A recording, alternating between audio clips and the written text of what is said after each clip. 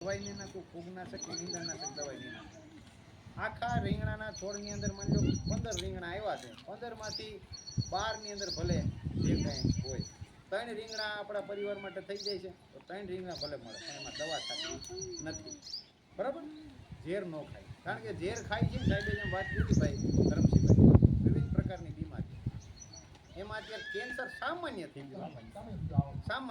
પેલા આખા ભાવનગર જિલ્લામાં કે જુનાગઢમાં કે રાજકોટ જિલ્લામાં 2-5 કેસ હતા ને, ઓહકારો થતો ઓય બાપા કે 5 કેસ આવી ગયા આખા રાજકોટ જિલ્લામાં, ભાવનગર જિલ્લામાં.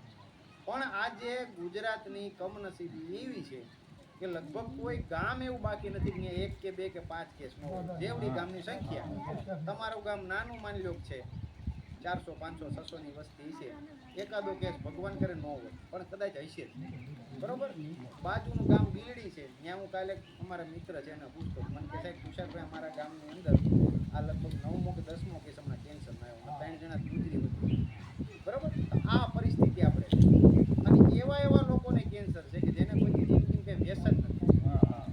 કોકને પાન બીડી મસાલાનું, બીડીની દારૂનું કંઈ વ્યસન હોય ને કેન્સર થાય માયનું. બરોબર છે? 5 વર્ષનું 10 વર્ષનું બાળક હોય એને કેન્સર થાય છે. બરોબર? અમે એવા પણ કેસ જોયા છે કે 10મા ધોરણની અંદર પરીક્ષા દેતી એક દીકરી પરીક્ષા દેતી એની હાર્ટ થઈ. બરોબર છે? આટલી ભયંકર પરિસ્થિતિ છે. કારણો અલગ અલગ હશે. બરોબર છે? પણ માણસની જે રોગ સામે લડવાની પ્રતિકારક શક્તિ છે ને એ હવે ખોરાકને લીધે, આપણા ઝેરી ખોરાકને લીધે દીપે દિવસે ઓછી થતી છે. બરોબર? ગામ ભલે જ્યાં જાય, ઊંડી ભાઈડમાં જાય, પણ આપણું પરિવાર આપણી માટે મહત્વનું છે, તો એની માટે તો ઝેરી ખોરાક નો જ પેદા કરીએ.